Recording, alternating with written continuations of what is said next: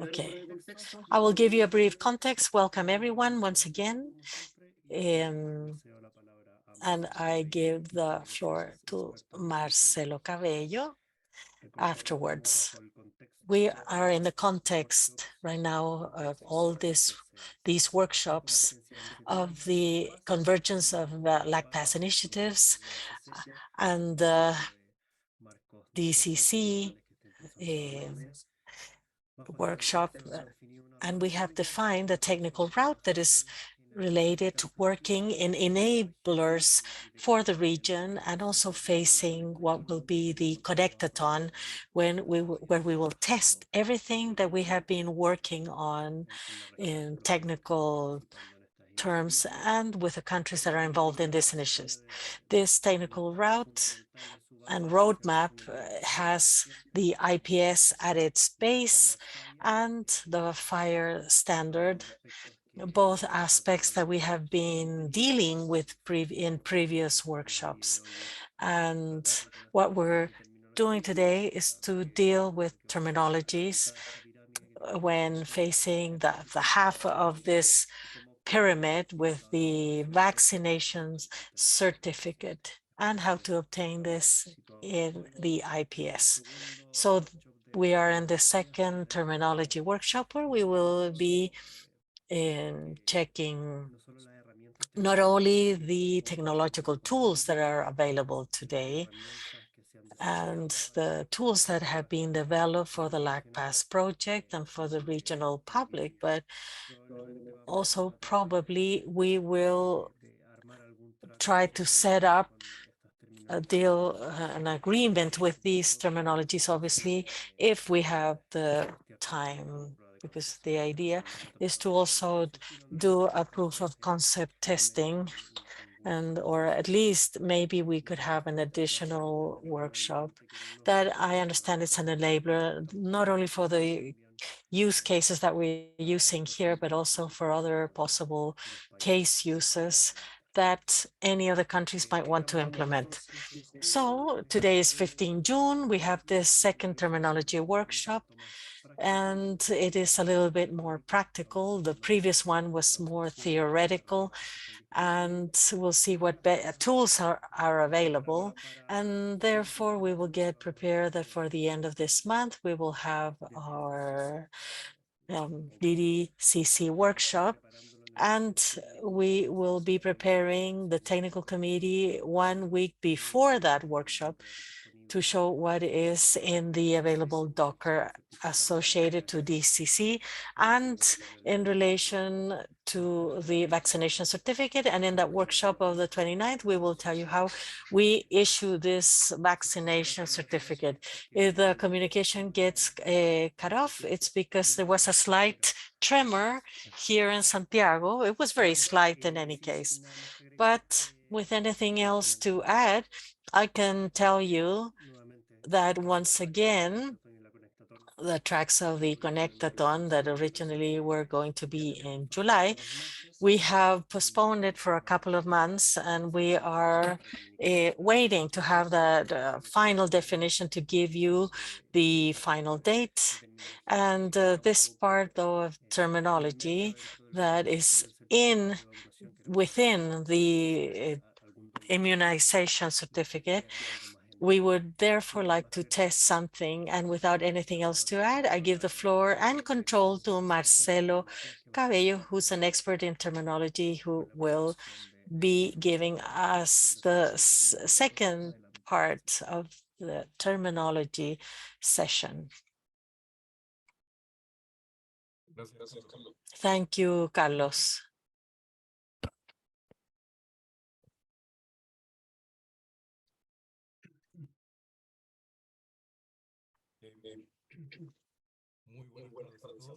Good afternoon, everyone. We begin the second session today focused on the terminological services aspect. I would like to remind you that The objective of the previous session, the target is that you might be able to know the different aspects of the terminological services and other elements that surround all of this in order to understand this jigsaw puzzle.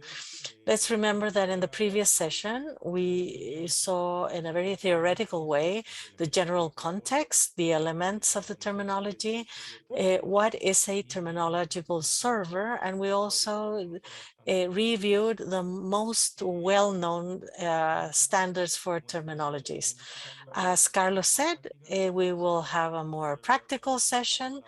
I will close session one with a description of terminological services and what things should an artifact of this type should cover. And then we will focus into the FIRE terminology module, which is a set of resources of FIRE that is useful for interfacing the terminologies. Regarding the terminological services, I would just like to complement that the advantages of the usage or utilization of the services, it creates a standardization, which means, and it means providing or giving the organization a standardized set of terms in order to have a good coherence and to be more precise in the exchanged information. The idea is that the communication will just run fluidly. On the other hand, the terminological services should have interoperable elements, talking about the syntactic element or layer.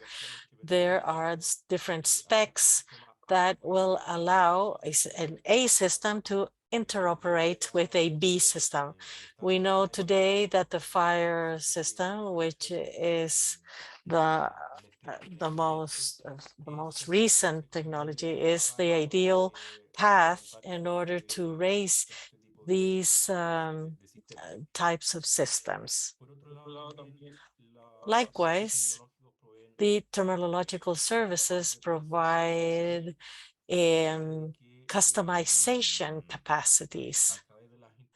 So through the different interfaces, you can do the feed and the match of the specific situations that the health area goes through, and to translate it into a terminology service and to exploit this without major problems. The advantage also is the effectiveness that the terminological services provide, because they drastically reduce the coding, the medical coding, because if the algorithms that are behind the terminological services have the power, expected power and necessary power to do the identification of the terms, then the coding should be made much more simpler. Obviously, in the middle and long term, we should save costs because it presents only one artifact or element where the terminological standards sit on, and there will be a universal mechanism to interrogate it. And not so with the distributed systems, for example, in a hospital, where they will have an A system, a B system, and the C system. And in order to consult their terminology, because they have their own different logics. And finally, the is compliance in terms that these services, if they adhere to certain regulations that have been worked on internationally, like the standard on code systems and concept maps, and together with others that we know, it will assure that the product that you have and the flavor that this has will comply with certain standards in such a way that if eventually if there was a change of vendor, then they adhered to this, and the transfer from one system to the other should not be a really costful for the organization or too impactful. And then before going to the practical terms, in the terminological services can be separated in three. This is in English because it comes from an HL7 version 3 standard, which is the functional model specification and which are the phases that the terminological service should stand. Then you group them in the administrative scenarios, the queries, the author and maintenance of the terminology artifacts and the relationship between them.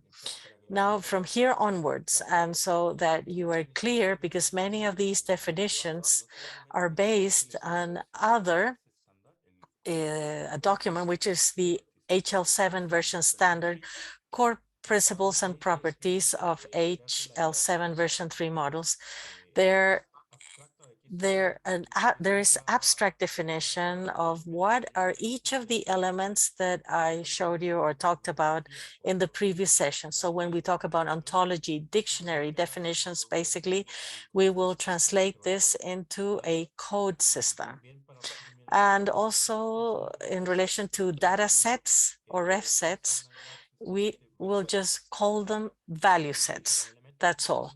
And for elements that generate relationships or association or mapping between terms, we will call them concept maps. Within the specific functionalities, and if we have an administrative scenario, I highlighted the most important one, that it should have the capability of importing and exporting content. And it should have then tools to do the export of that code system. Otherwise, there's a noise there. If you can please mute your mics. Thank you. I was talking about the import characteristics because it doesn't make any sense to put in a concept just using on hand. These tools are very useful, and the export mechanisms, for example, if you expose that content to implement it in another terminological server, when you want solutions, for example, if federated solutions, or among them, the characteristics to remove content, and also the functionalities to change the status. If then a terminology can be available only for administrators, but once it is ready to be consumed by the rest of the users, you can change the status and make it available. There are many specific functionalities. In the case of search and queries, I don't intend to stop on each one of these, but the most important ones, I think, to the extent that you get more mature or grow in the application of the terminological services, are the code system search, the retrieving capacity in order to get the metadata, retrieve the coded concepts that belong to that code system, validate the code in the code system, and also retrieve some concept representations. For example, in the previous session, I explained that the concepts have a formal name, a very specified name, and they can also have other representations or other denominations, or they may have other attributes. Here, in this case, The retrieve concept representations is the functionality that feeds and matches very well that example that I just gave you. And on the hand of the value sets, we have similar functionalities like retrieve available value sets, retrieve the coded concepts from value sets, and do validations. And there are also other cases there, but if you want more details, I recommend that you read the guidelines. And then going to the authoring and curation specific functionalities. These are very small, but they are divided in three main groups, which is the code system authoring curation, which means, and it refers to all of the maintenance elements of a code maintenance system to create a code and then to modify, add new content that might change in time. And also this is applied for the value sets and keeping the differences from each resource.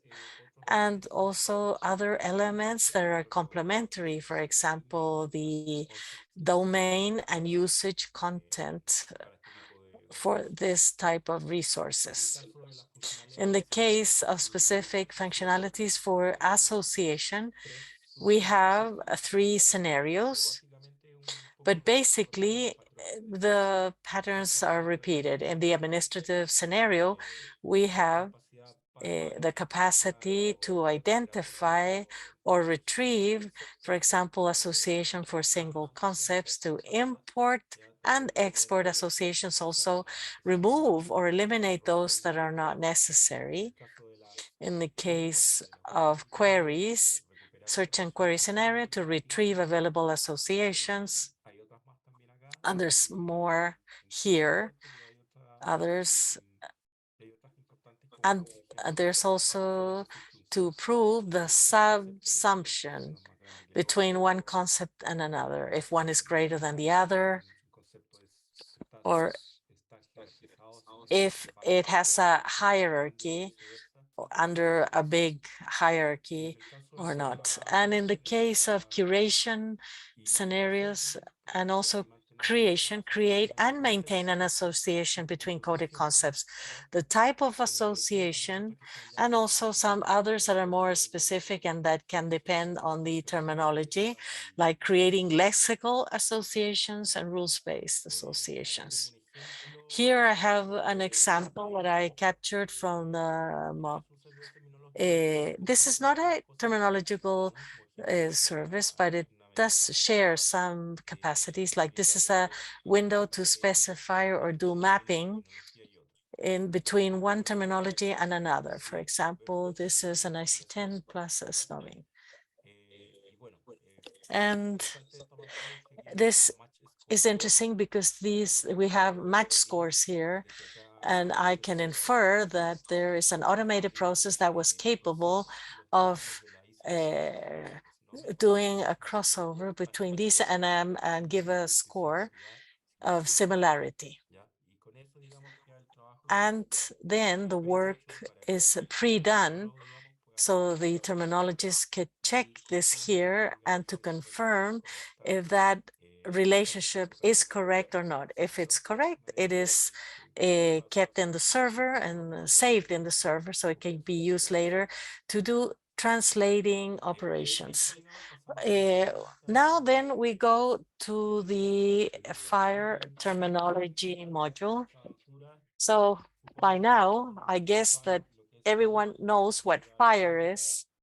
Alessandro had also made a presentation on this, so I'm going to skip this. And the HL7 fire website page shows the resources in a subset, and there's a module here called terminology.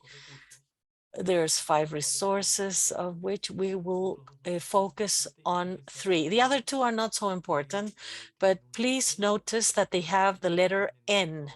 That means that they are in a normative state. Normative means in this case that these are resources that are mature, that have gone through a verification and test validation steps, and that's why they are marked with an N. However, what we're seeing here on screen, I think, is the R4 version of FIRE, and I have been also looking at the changes in the R5 version, and these resources, even if there are no modifications to what exists, they contain more elements and more operations. Therefore, this is a task that we have there to do very soon, to check what potential we can extract from these more recent versions. And there's a level 3 resource, which is the level map, and that one will probably suffer some changes in relation to the R5 version. The other two resources are not really used. We haven't made any use of it, but as I said, the first ones are those that with those you play with in the implementations.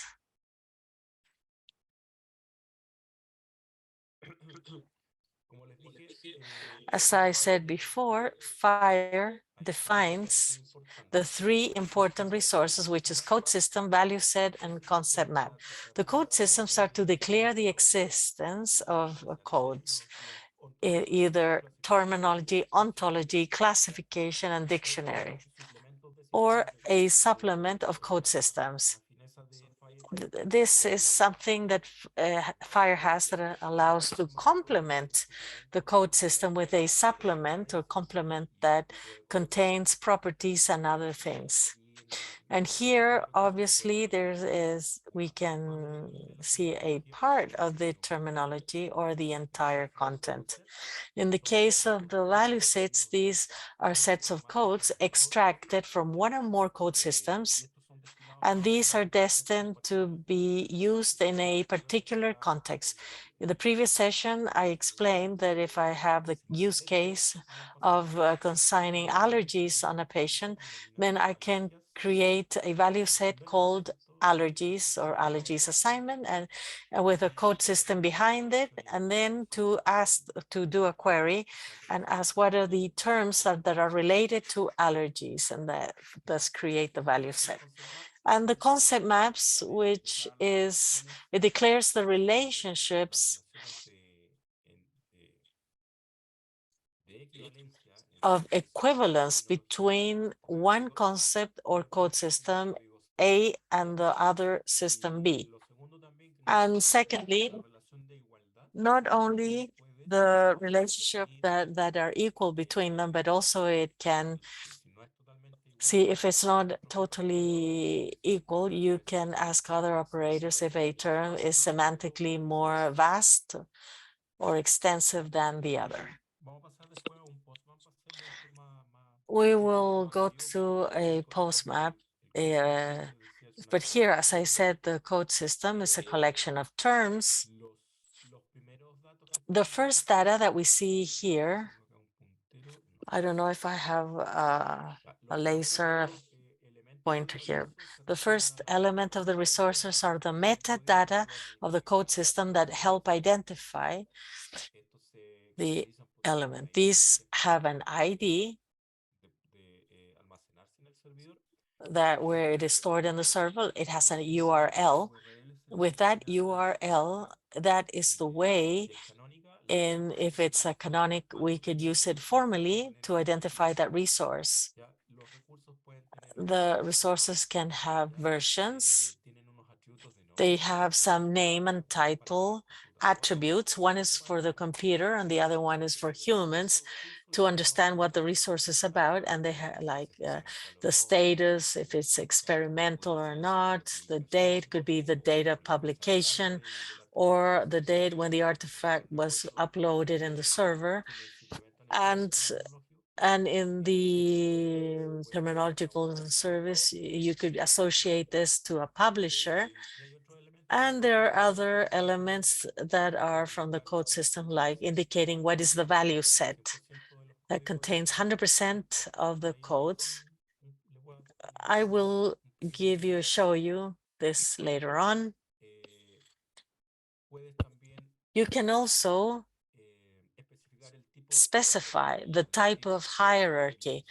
For example, my code system is just a flat list, or maybe it's a ISA type hierarchy, like where it's one concept plus it's a X type of concept like Snowman does.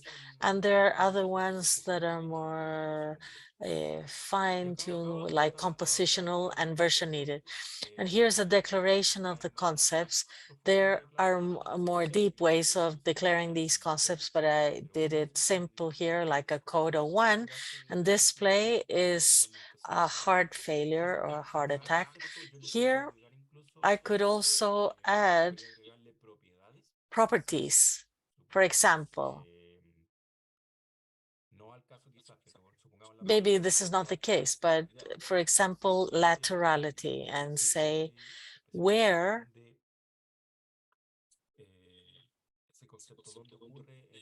the concept occurs in terms of in the order of the human body, if it's up or down or to the sides, left or right, or we could have other designations, like for example, heart failure is quite vast. Maybe I could define a full specified name under this first term and indicate that it's heart in the myocardium area attack. So I can have many designations for a same concept. So those characteristics are then used for coding from the point of view, like for in the case of use in searches and queries. Then the value sets, as I said, these are set of codes that could contain one or more code systems. There are case uses that justify where you could have two or more code systems. The good thing of the value sets is that they can be declared extensional or intentional. That means when I declare them extensional, I have to put here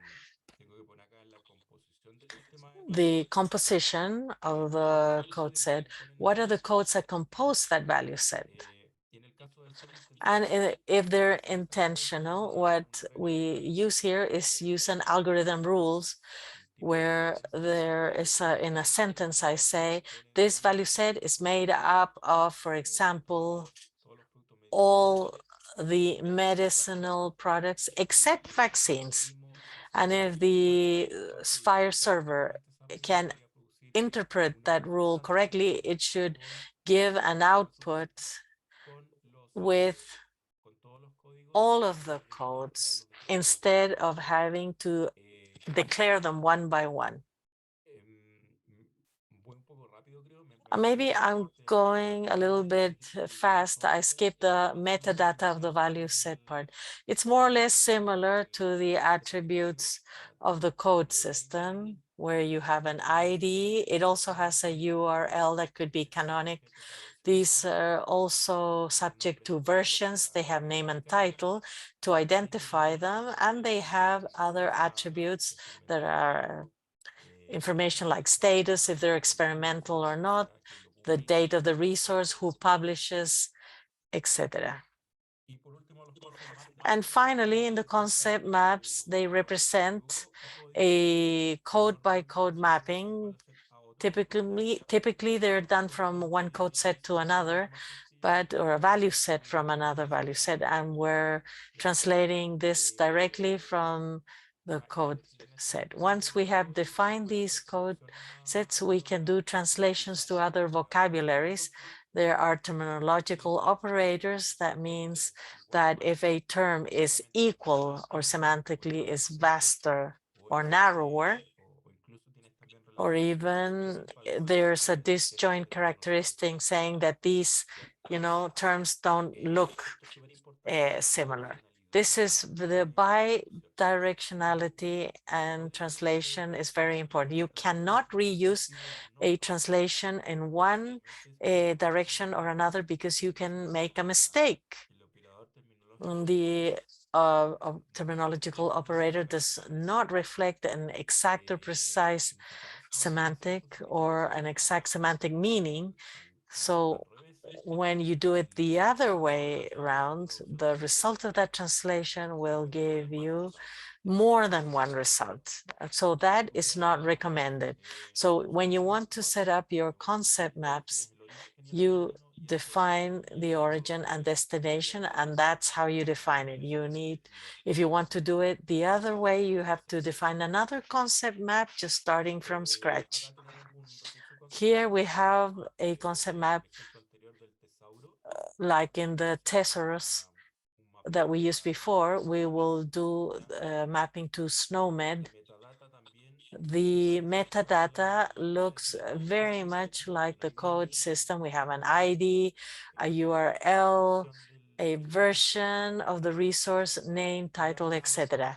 And here below, there are attributes that are inherent to the concept map. For example, the source and target of the translation. In this case, this is where you define the value sets and where you will concentrate the translation.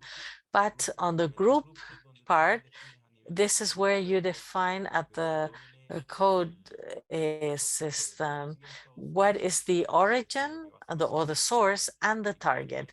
And here you can have all of the ones that you want. In my thesaurus had this element where 0, 1 code, heart failure, was Stark, and in SNOMED, it's this code, myocardium, heart failure, and the equivalent is equal. The same with Parkinson's. 02 is reduced to a SNOMED code for Parkinson disorder. And in the case 3, I looked it up this on purpose because here I defined a concept that is called the Omicron strain COVID, but I did display disease caused by coronavirus 2 from the respiratory syndrome, severe acute respiratory syndrome. Now, of course, I'm not a doctor, I'm an engineer, but what can be understood here is that COVID Omicron strain is more specific. So the equivalence relationship that I will give is narrower. So this COVID variante Omicron is more narrow than what we had at the moment in the display. Now I will go to the post map to do it, and we will comment on the operations that can be done with these elements that I have just built. Here I copied the code system in my thesaurus with the 3 terms, and I will add this to the server. I will add this with a point in order to identify it quickly. So I have the answer here. Now the code systems, before that, every resource, apart from presenting the structures that I showed you, it shows other elements that are called operations. The operations are useful for acting on those resources. Like, for example, if a code is within a code system, recover the term with its characteristics to see what this is all about, and then see hierarchy relationships when this is stated in a hierarchical way. And also the value set has others. So let's focus on those of the code system. The code system manages the R4 manages 3, but I will just show you 2 here because the code system is flat and not hierarchical. It's not feasible to test here. But here we have this code system.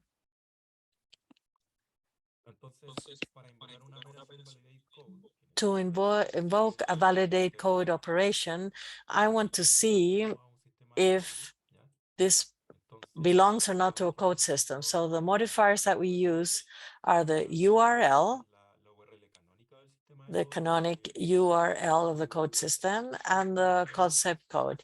You just launch it here, and then you obtain a resource parameters. It says value Boolean true, and name is display, and it's a heart attack. If I had had properties, or if I had defined more than one designation of names that are different for this concept, they would also appear here. So with this same instruction, and if the technology contains those elements and they can be retrieved, it will retrieve what I defined. That was validate code. And then we have the lookup operation.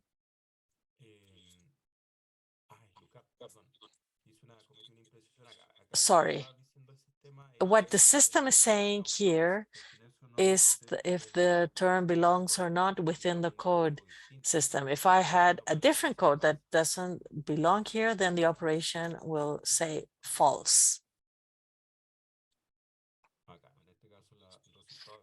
In this case, the result is false, and that code doesn't exist. Now, in the lookup operation, that's where we retrieve the concept and the presentation of the concept if there were more elements. So, invoking the lookup operation and the modifier system, and where we have the URL of the code systems. So now we have the resource that has been queried in the Thesaurus system. It used the latest version available because these code systems might evolve in time. Therefore, the server must need to know what version it is. If you don't specify the version, it should aim at the newer version. Otherwise, you can put the version you want. Then we have display, which is basically a heart attack.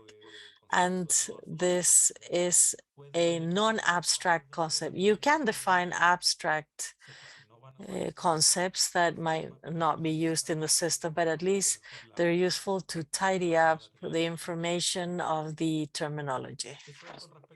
That's regarding the code systems. And as I said before,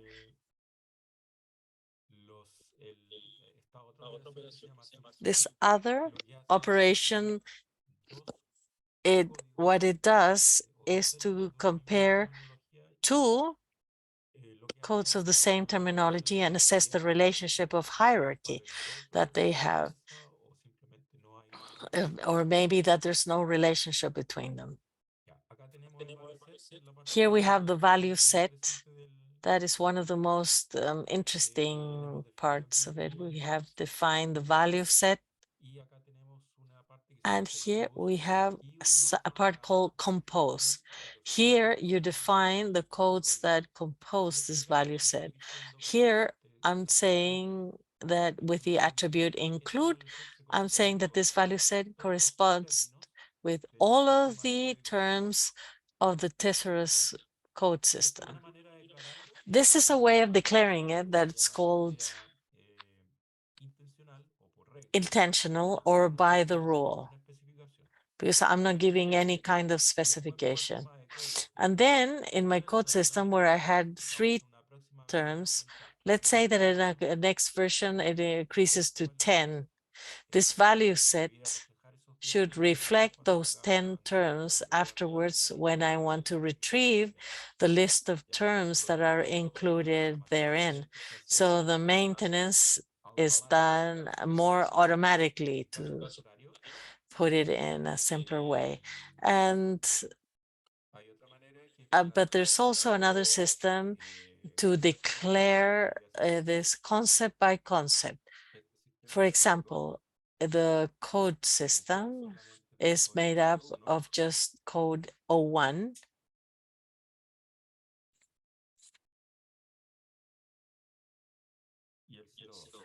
and 02. Then I would leave aside code 3 of what I had defined. This goes out, it goes on the concept side. But we could see this in more detail. For the meantime, I'm just going to create it like that.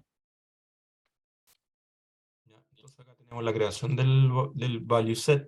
¿Ya? So we have the value set and how we access or recover the content of that value set. We do it with an operation called expand.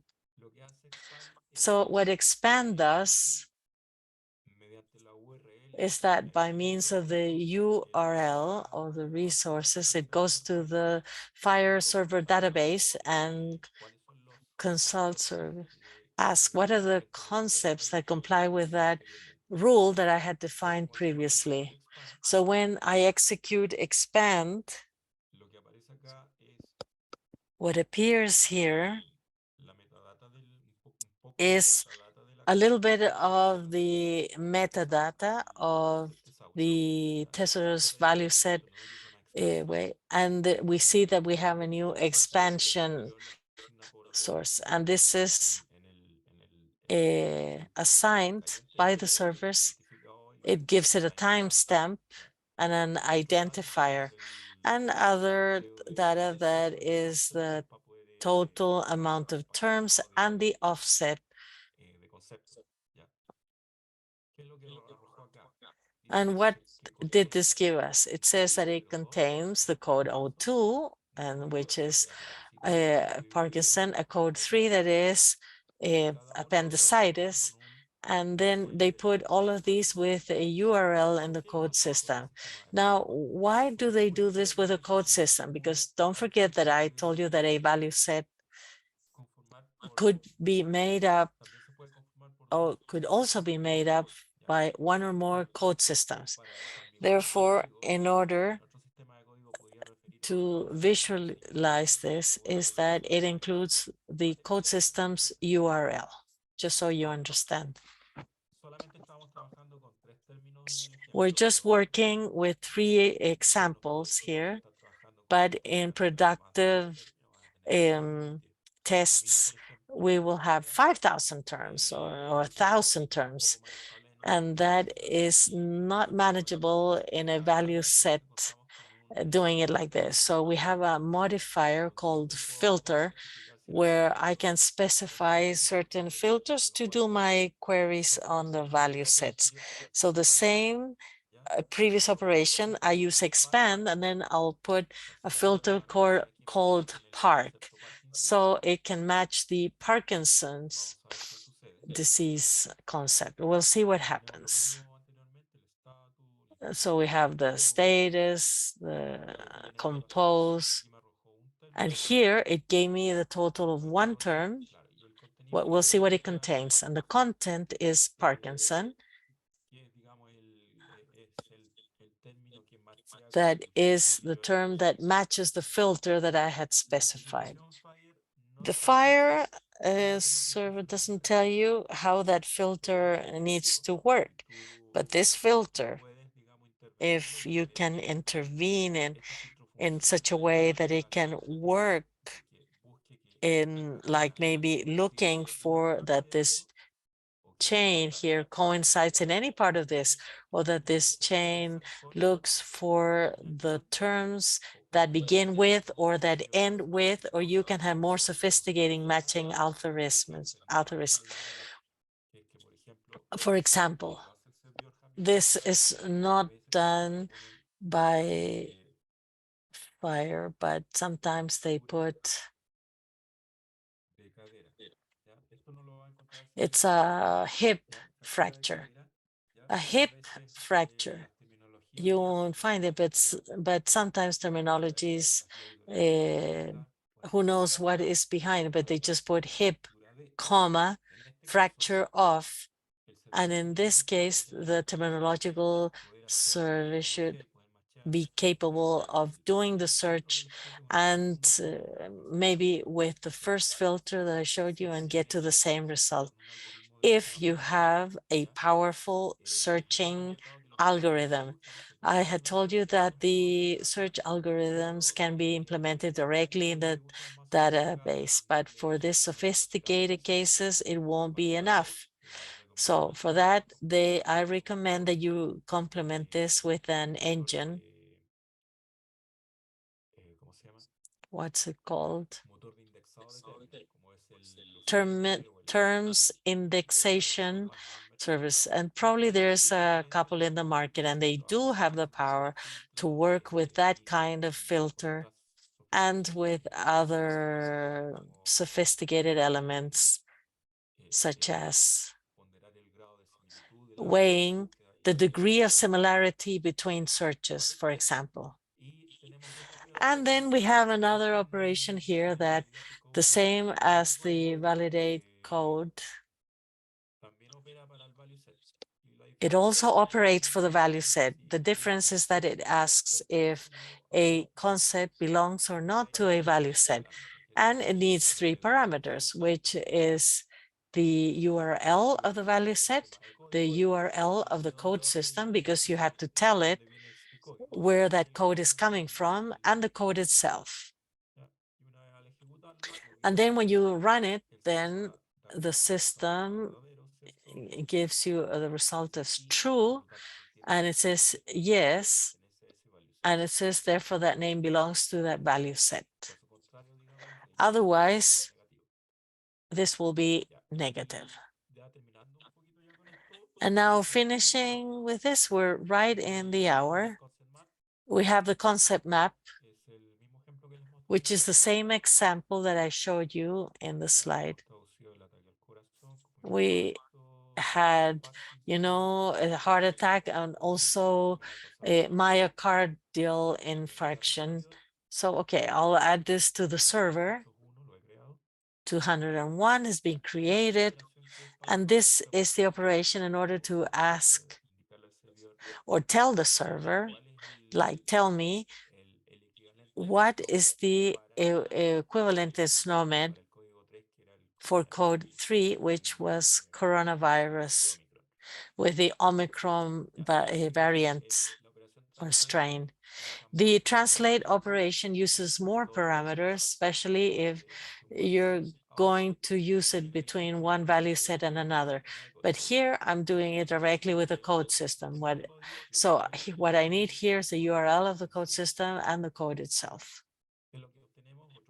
So we obtain another source of parameters, and it turns out to be true, and it says that they are matches, and it found a narrower equivalence match, and the destination concept that it found to translate is disease caused by coronavirus 2, etc. If I had more elements and other translated code systems,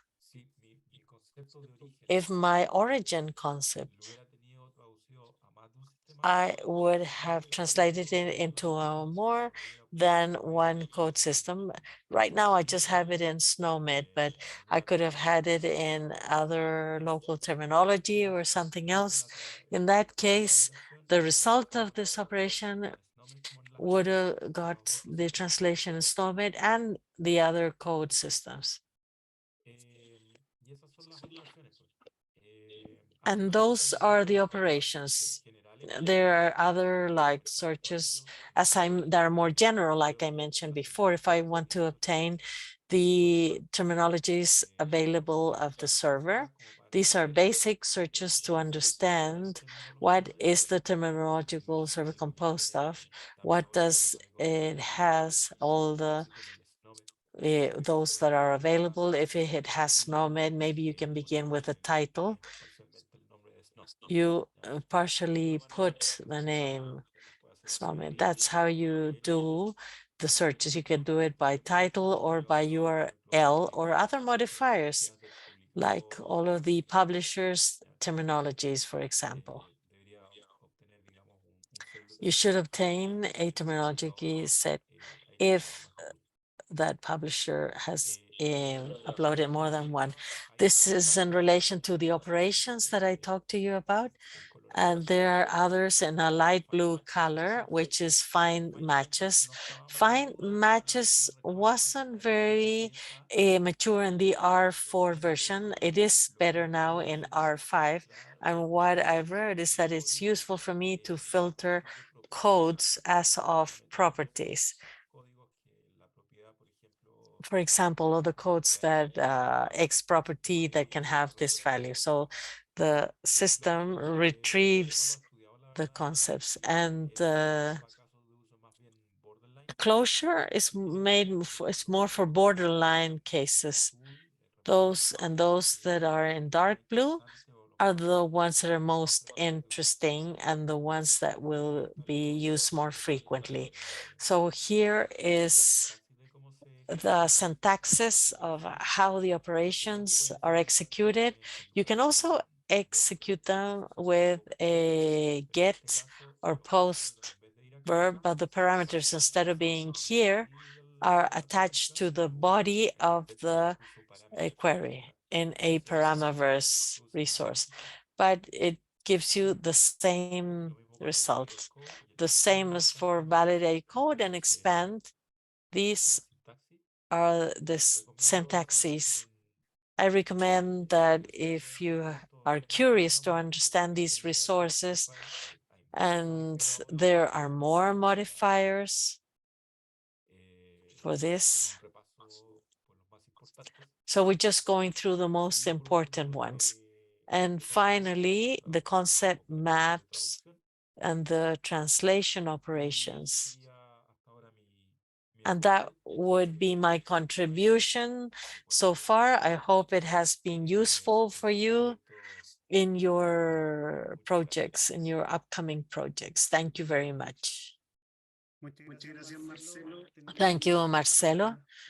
We have maybe space for a couple of questions if there are. It's a complicated topic, but it is necessary to go through it and also add that the terminological services are part or are classified as enabling blocks at the same level of other enablers, such as the masters of medical records for patients or service providers, and they operate at that same level. The fact of installing them as a basis allows the operations that are defined in the upper layers that they can make use of these enablers in such a way that they can provide an a satisfactory interoperability.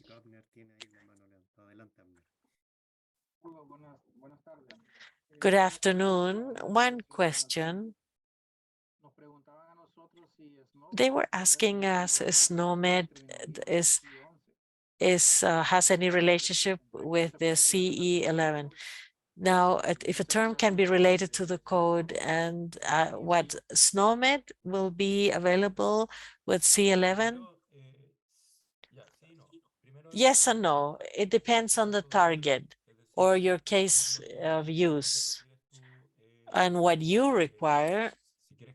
If you want to have the relation to translate SNOMED, I guess it's C11, and with the objective of grouping in a C11 classifier what you consign in SNOMED. I know that there are more views of C11, even though the contractual issue of how they will communicate between them, really, I really don't know, but there are the elements to do it. Thank you. Ahora también Now, destacar también cuáles son los I'd types. like to highlight Como ellos, that SNOMED en este caso SNOMED, as I said before, is in the reference no layer. sé si And CD4 CD11, even though it's richer in es un terms, clasificador, I think por lo it's tanto eso just a debería ser una capa de salida. classifier, so it should be in the output layer. Yes, maybe we were wanting to use it in the electronic data part, especially sharing information with, for example, with the IPS, and to identify if you put Parkinson, that there would be a direct relationship with the Yo de code. lo que me acuerdo, Yes, and of what I remember, the people from the WHO provee ahí un mecanismo provided a mechanism. I think there is a document that explains me acuerdo mucho de the la roadmap. tiene como It will be useful for you. It has mecanismos para que tú the puedas mechanism so pasar that you las can C10 a las pass C11. on the C10 and C11 El terms, mapa understanding that SNOMED C11 has already quizás mapped sería towards darle C10. una vuelta a And C11 y maybe poner los going parámetros around there, C11. you can obtain your mapping in Luego C11. posterior después un trabajo humano, digamos, And then obviously with human work, first obtain the C10 and pass them on to C11. And there's human work involved there, but there should be mapping elements there. At least I think so. Maybe you can complement Marcelo with the experience that you had trying to do the mapping between the SNOMED and PSS and the C11 in the case of the vaccination case uses. Yes, that was something interesting that we did the other day, in that the implementation guide of IPS provides concept maps that translate SNOMED and C11. So what do you see when you do that? Because if you work with the IPS, which is a more reduced, it's more reduced than SNOMED, but we found definitions that were broader than C11. For example, it happened that we looked for with the coronavirus, and C11, it is specified as coronavirus alpha, beta, etc. variant. But in the C11, we just had coronavirus, and that's it. So it was more difficult for us to do the mapping because coronavirus is equal to Omicron or Gamma. In that case, what we had to do is go look for the father of the coronavirus strains in C11, SARS-CoV-2, and we mapped that satisfactorily with SNOMED. So you have to be careful. The best thing is to ask directly in the formal spheres if there's efforts done to do those relationships and to avoid, so you can avoid yourself doing them. But if they're not there, you're going to have to raise up your own concept maps. Thank you, Marcelo. Any other question? Otherwise, we can close today's session on terminology. It might not be the last one, at least it's the last one of the cycle that we had planned, but eventually, if we find the space to do something interesting in the Connectathon, we will be guiding you accordingly. So, but at least for the third phase, where we will be working on sustainable alignment from cross-border telemedicine. It has to do with having already resolved semantical issues. And it's very relevant that we all call and on the same names, that it means the same in one country and the other. So these terminology services are important, and that's why it's part of the strategy to have knowledge in the region and some elements that, even though they're basic, that they can allow us to continue advancing and sharing knowledge and the enablers. So I don't see any more hands raised. I think we can close the session. Obviously, if you have questions, we can receive them via Slack or any of the other instances that we will have in the month. There's no technical committee tomorrow. It's going to be next Friday, and it will be in preparation for the workshop of the 29th. Thank you, Marcelo, once again, and goodbye to everyone. Gracias.